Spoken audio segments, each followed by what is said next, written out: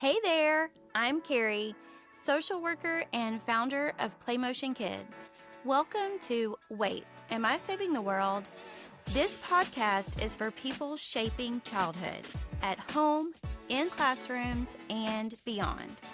Around here, we're having real conversations about what it takes to raise the next generation of change makers. We talk child welfare, child development, parenting, education, and everything it takes to show up for kids without losing yourself or your sanity in the process. I'm so glad you're here. Hello, everybody. Carrie here.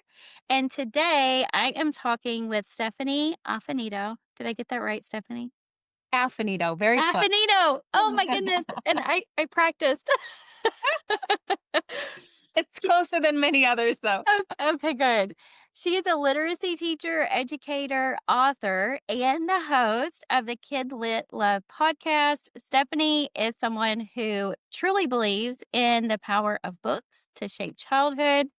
She has spent her entire career helping teachers and families, and her work blends books, notebooks, creativity, and connection really in an accessible and beautiful way. So, today we are going to talk about how stories help kids make sense of their world, how to build strong reading identities at home, and some simple ways to make reading a natural part of everyday family life. I know you are going to love her. So, welcome, Stephanie. Thank you so much for being here.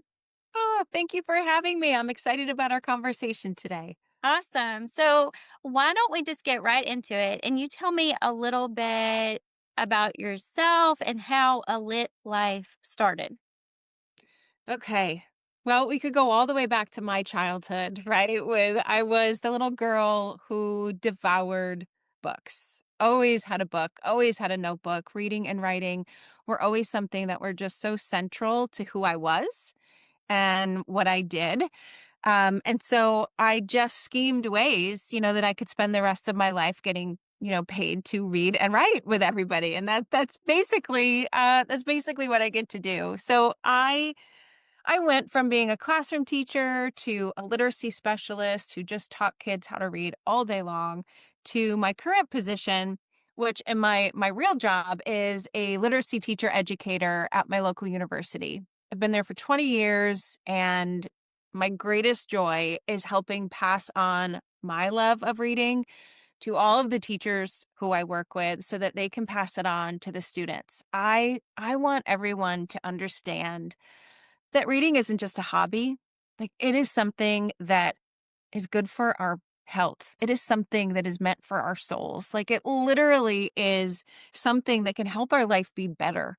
And I want everybody to know it, whether they are adults figuring it out and trying to carve out time to read, or if you're trying to do the same for the young children in your life, if you're looking for books.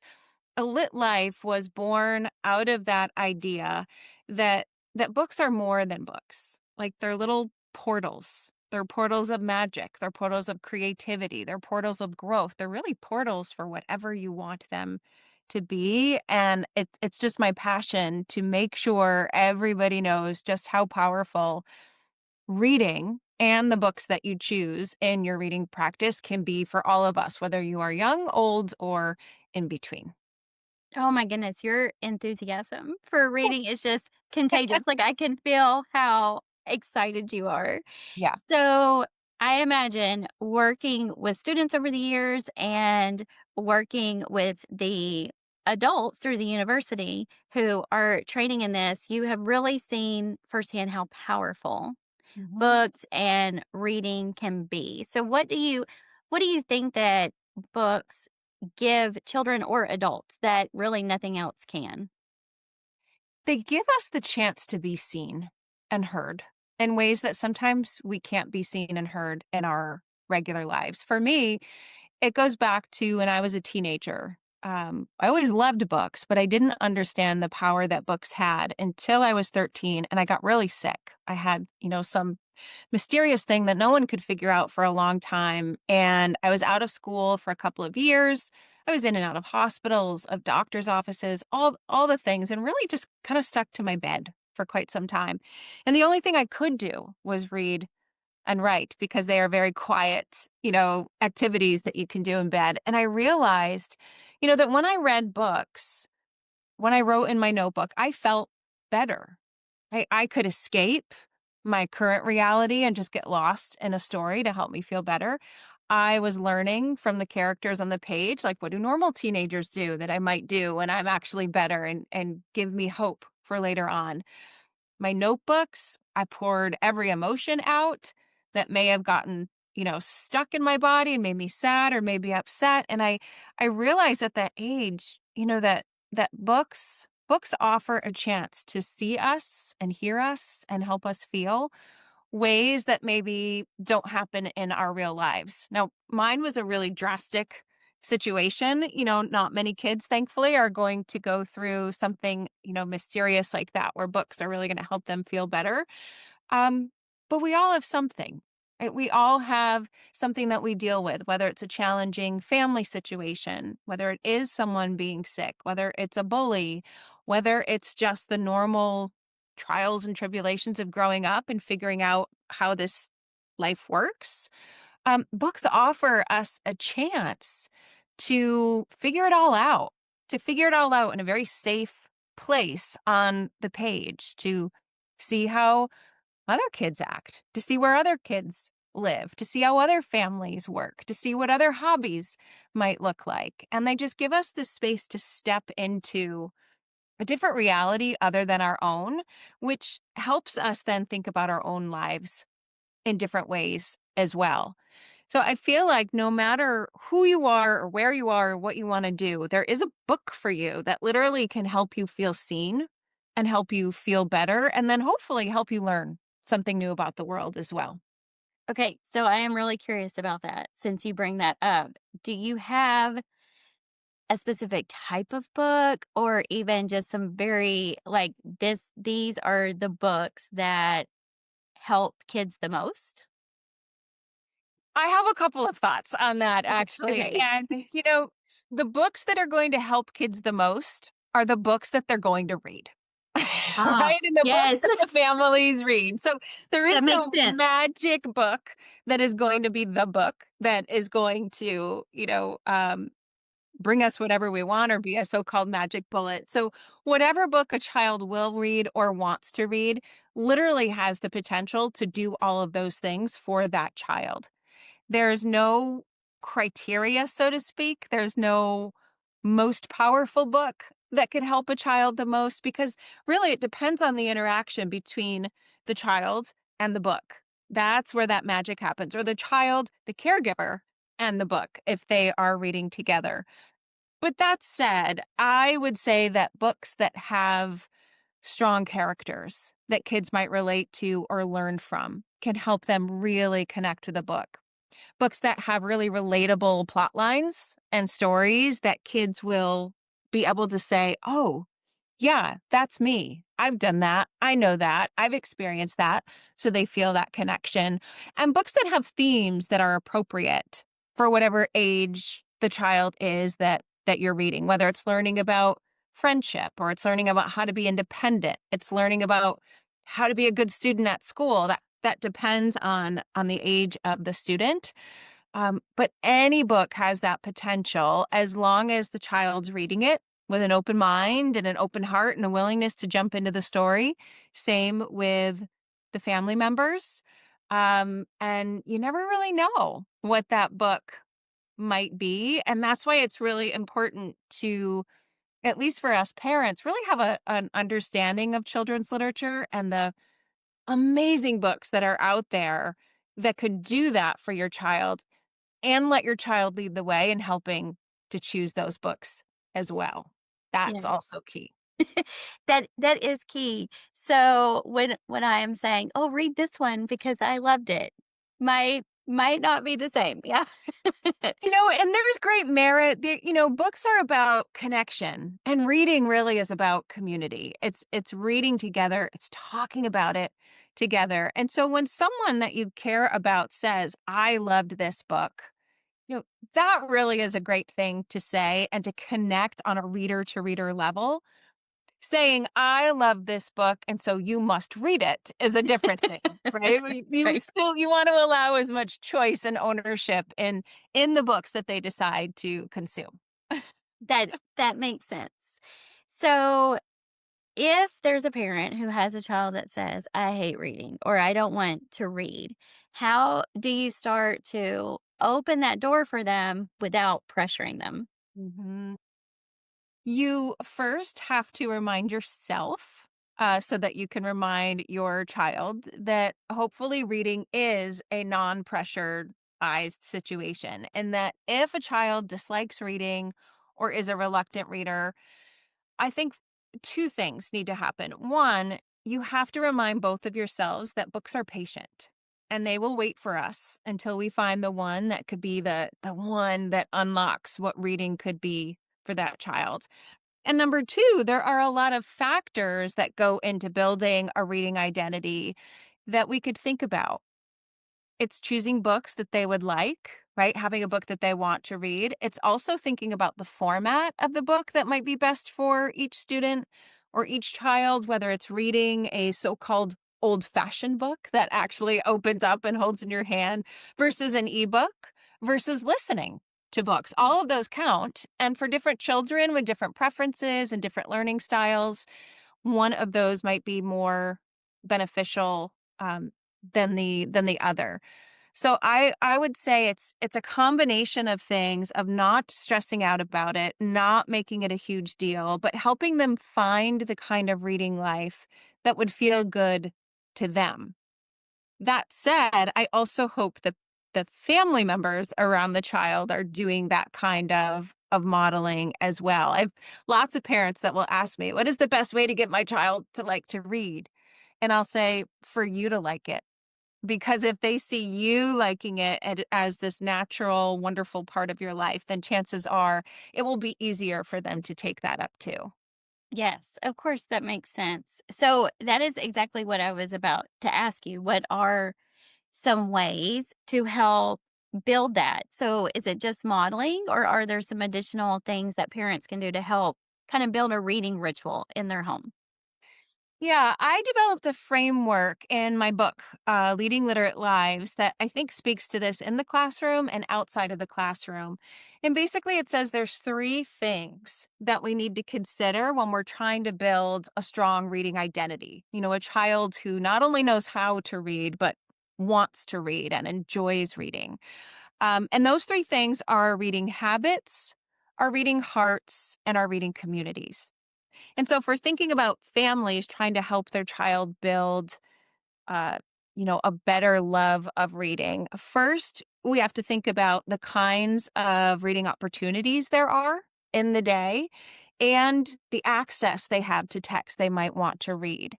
So habits might be setting a certain family time once a week where everyone snuggles up on the couch with their chosen book and relaxes into reading.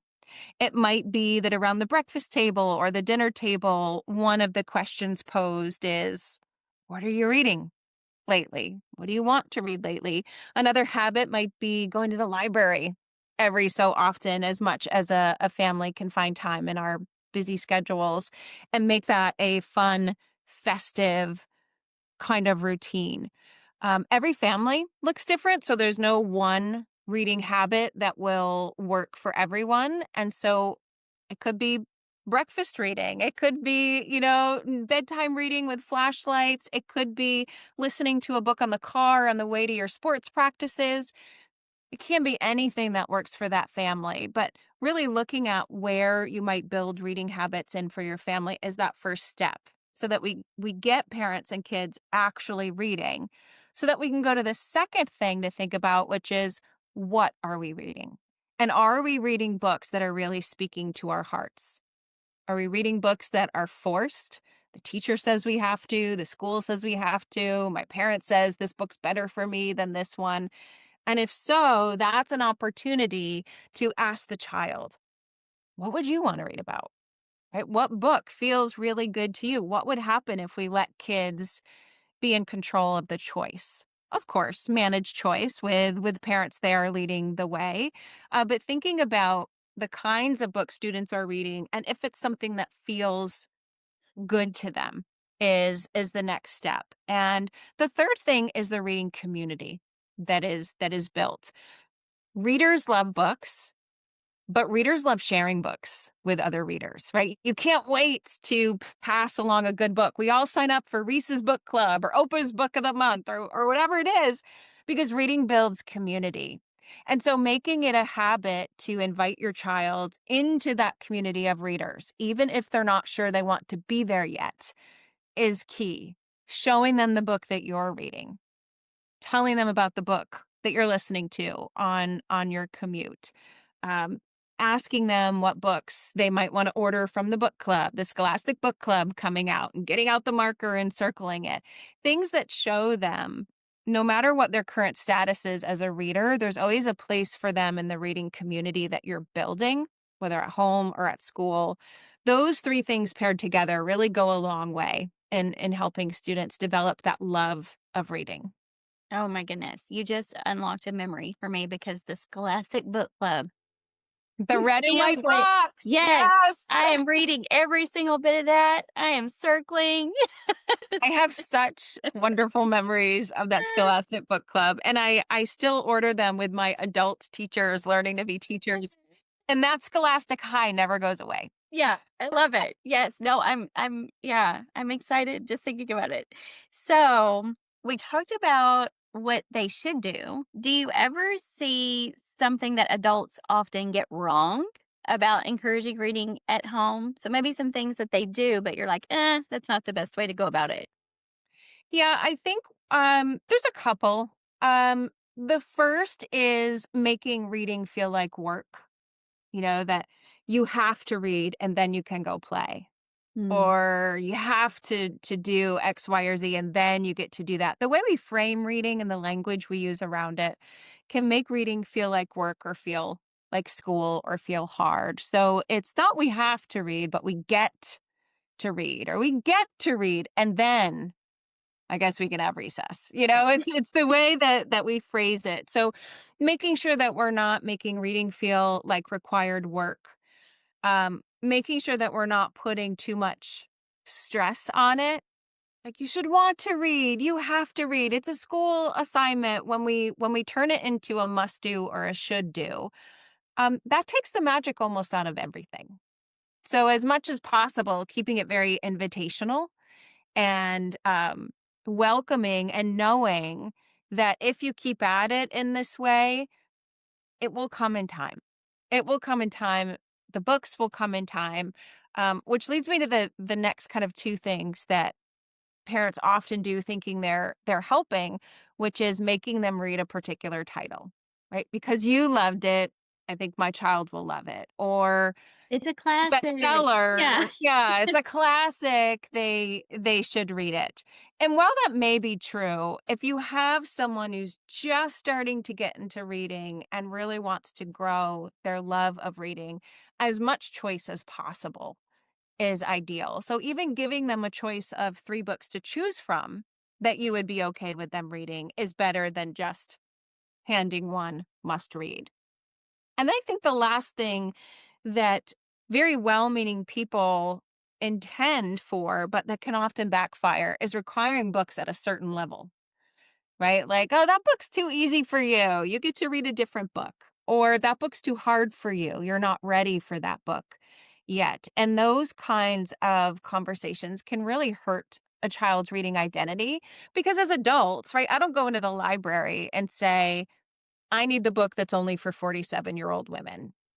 Right? I read. Never heard that. You're right. Right. I read easier books when I want, some light, fluffy romance reading.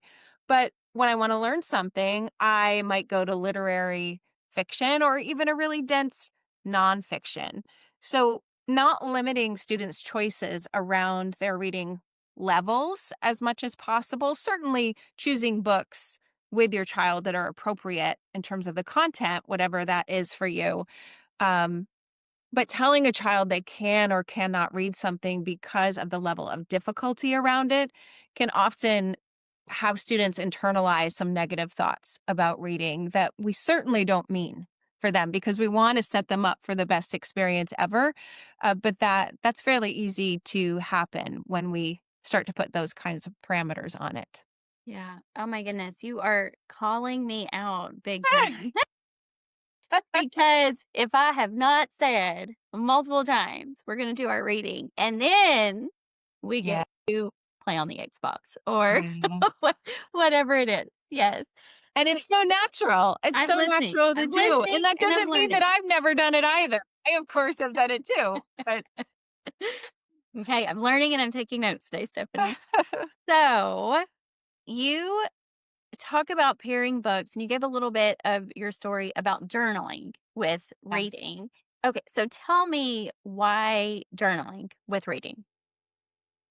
Oh, we need like a whole nother hour to talk about We'll do a part 2. yeah, journaling and notebooking. Um, so there's something magical about putting pen to paper.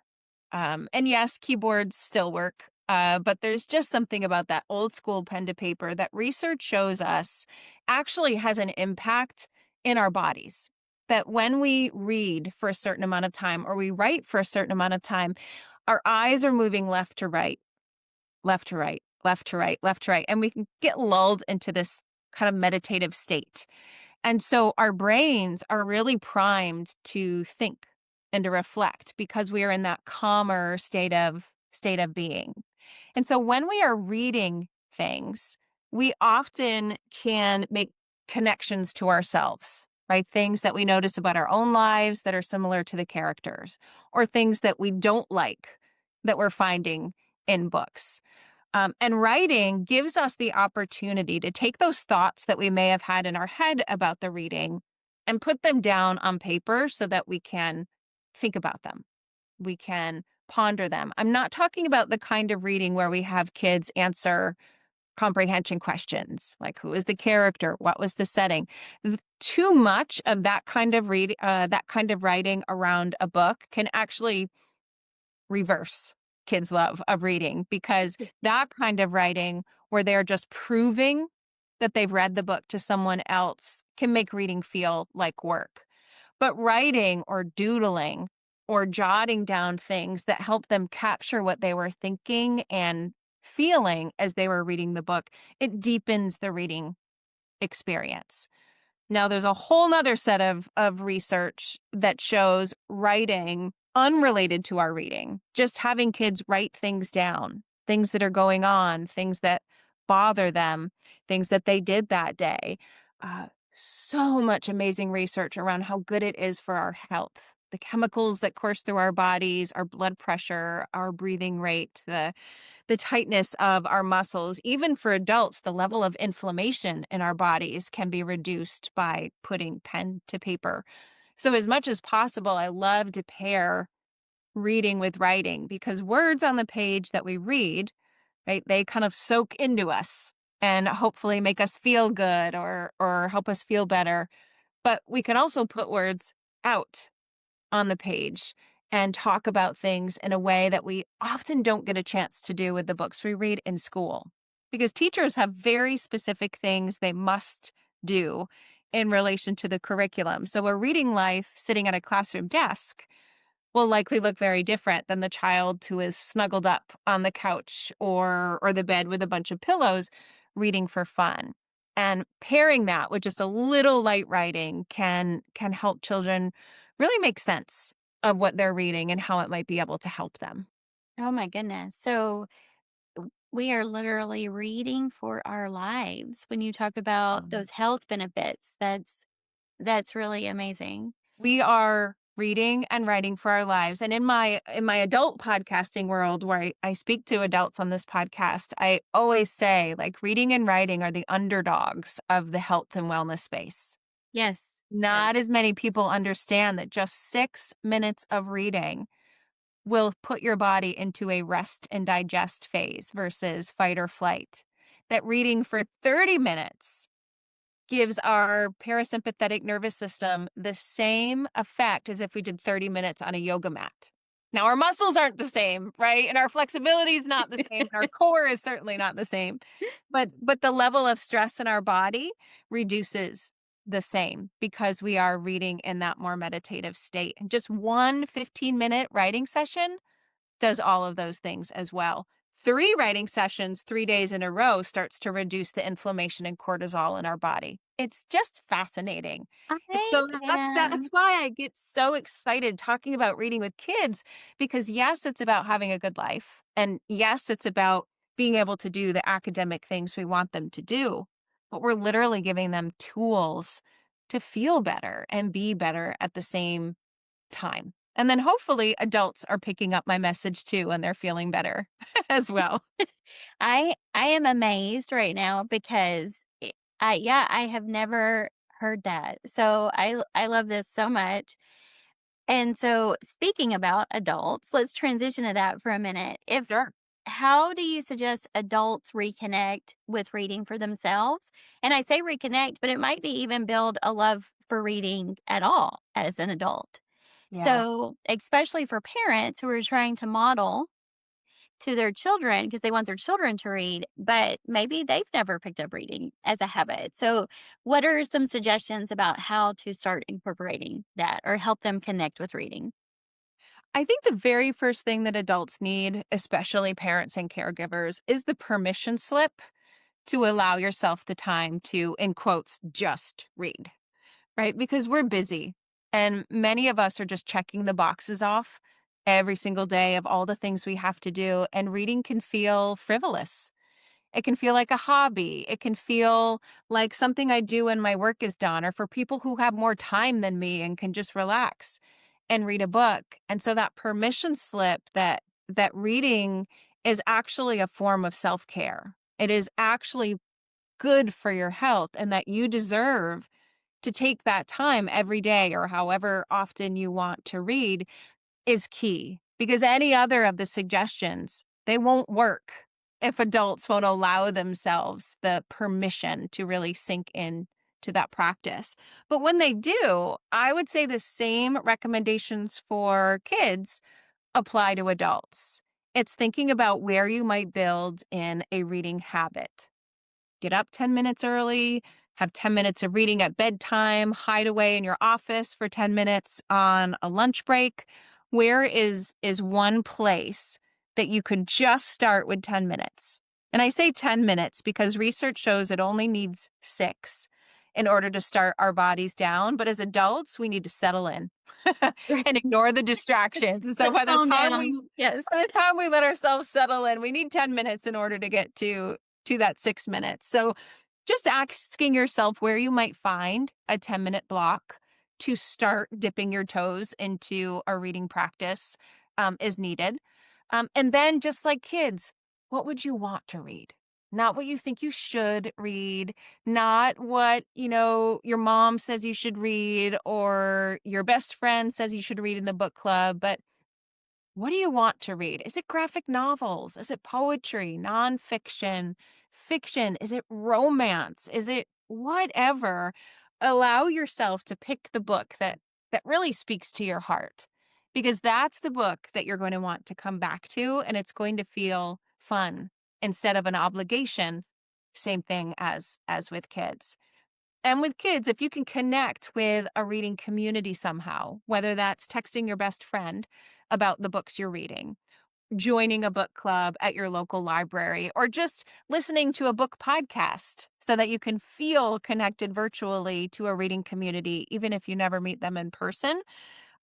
Those 3 things, your habits, your hearts, and your communities, if you allow yourself the time to indulge them, they team up in this little triple team kind of way to allow you to either build a reading habit for the first time, rebuild it, or expand it, depending on where you are in your own reading journey. Oh my goodness. This is so good and so helpful. And so I love to read, but I will say I get distracted. And so I've learned because my notifications going off or somebody's at the Mhm. door. And so that is exactly what I started with is I'm going to read one chapter. I'm just right instead of trying to Yes. carve out a large time. But I am curious cuz you mentioned audiobooks earlier. Would you say that they are as effective as reading a paper book, especially for kids? So I know we're getting the storytelling across, but does it have the health benefits or are there any differences between the two? Yeah. So, the research, when I talk about reading being good for your health for those various reasons, the research completed on that thus far is about the good old fashioned book in your hand, whether it's a book, an e reader, a magazine, whatever kind of text in your hand. Because the research relies on your eyes helping lull you into that meditative rest and digest phase. So, eyes moving left to right again and again and again and again is what starts to calm your body down.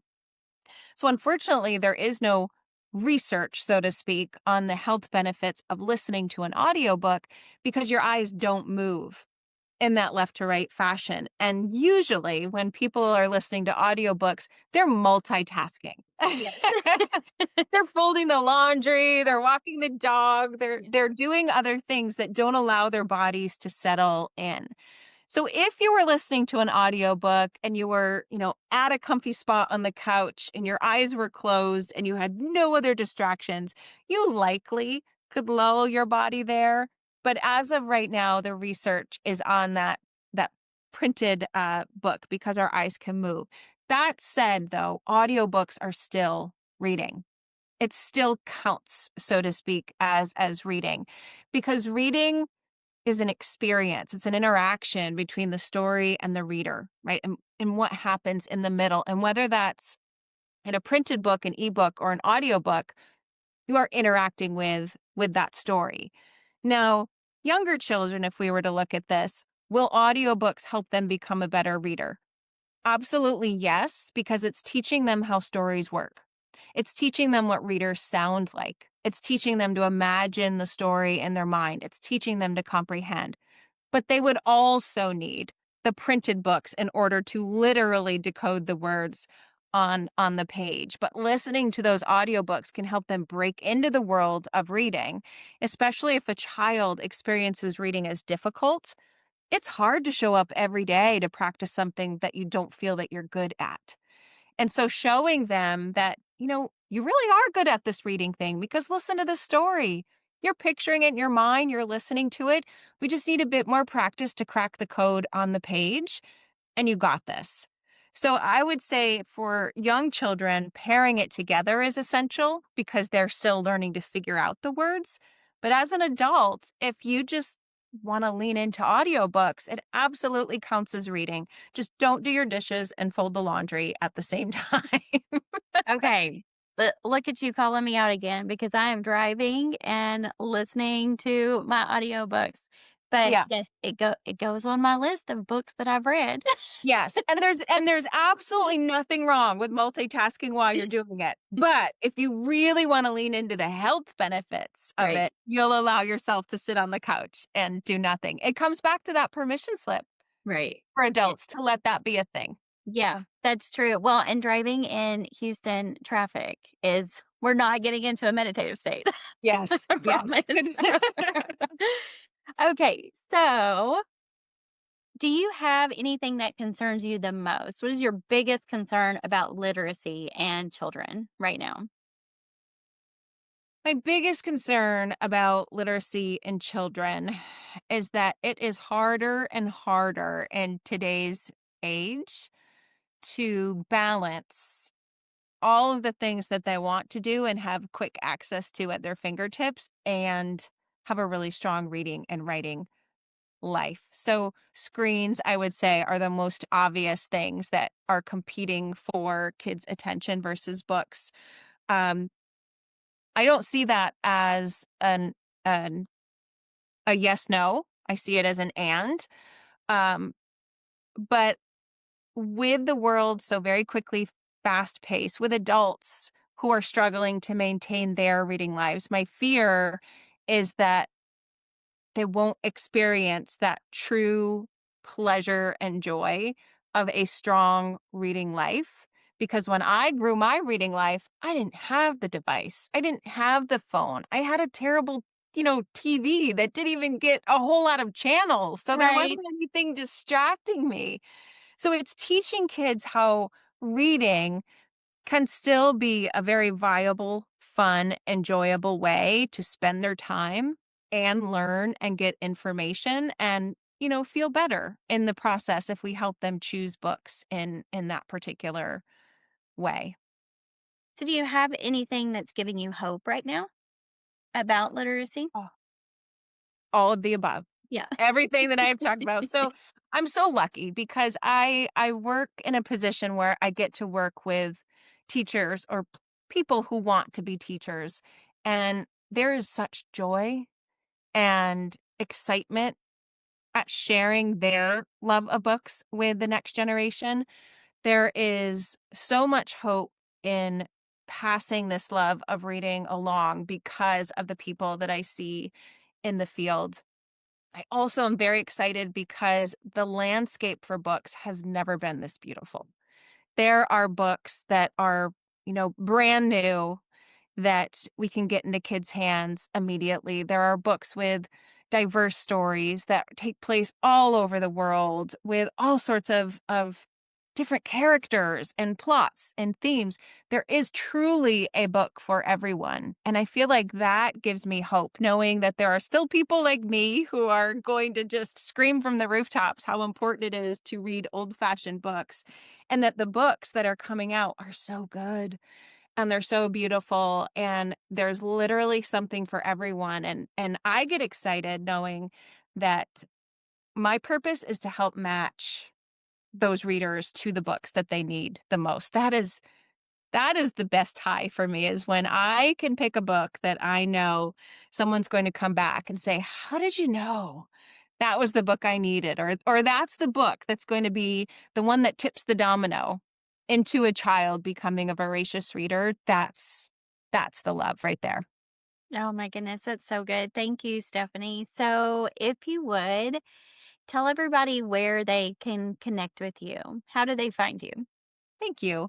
So the best place to find me is at alitlife.com, which is my website, and all of the links to everything I do is there. So if you want to follow me in the children's literature area and how to work with your child, there is a place to do that. Or if you're an adult and you want to learn more about how to make reading and writing a wellness practice, there is a place for that as well. But the one thing I would love to plug, because it is my passion project and it's free. I'm not plugging a product. I have a project called 365 book postcards. And I had these postcards made that look like a library card, like the old fashioned tucked in the back of the book library card. It's a 4x6 library card. And if you fill out just a little bit of information on a Google form that says a little bit about you, what you're looking for in the books that you love, I handwrite a book recommendation on that card that looks like a library card, and I pop it in the old fashioned snail mail. Like, it's a postcard with a stamp that brings Yes, me great joy. I'm in, I think, 7 different countries. I've sent postcards, that's and I just amazing. love pairing books with the readers that need them. And so if you're an adult, obviously I would love to recommend a book for you, but you can also help your child. If you're the adult signing the child up, I'm happy to recommend a children's literature recommendation as well. And it's just great fun to get something that's not a bill in your Yes. mailbox. Exactly. Those are the only things that come, Stephanie. I will take the Yes. book postcard for sure. Yes. All right, Yes. well, thank you so much for joining me, and hopefully we talk soon. Yes. Thank you for having me.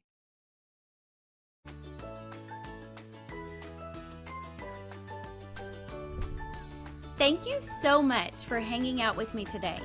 If you enjoyed this episode, follow the show and share it with someone who cares about showing up well for kids. And if you feel called to create real impact in your own community through movement, mindfulness, and whole child learning, you can find out more about becoming a certified PlayMotion Kids instructor at playmotionkids.com. Until next time, stay curious, stay kind, don't forget to make a little time to play, and now get out there and go save the world.